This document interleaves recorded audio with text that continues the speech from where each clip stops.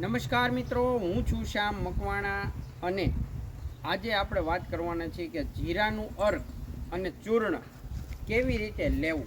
તો જીરાનું અર્ક છે તે આપણે નહીંના કોઠે સવારમાં ઉઠી અને 2 ગ્લાસ ગરમ પાણી લેવાનું છે અને 2 ગ્લાસની અંદર 20 ml અર્ક નાખી અને પીવાનું છે. 1 કલાક સુધી નાસ્તો કે કાંઈ વસ્તુ ખાવા પીવાનું નથી.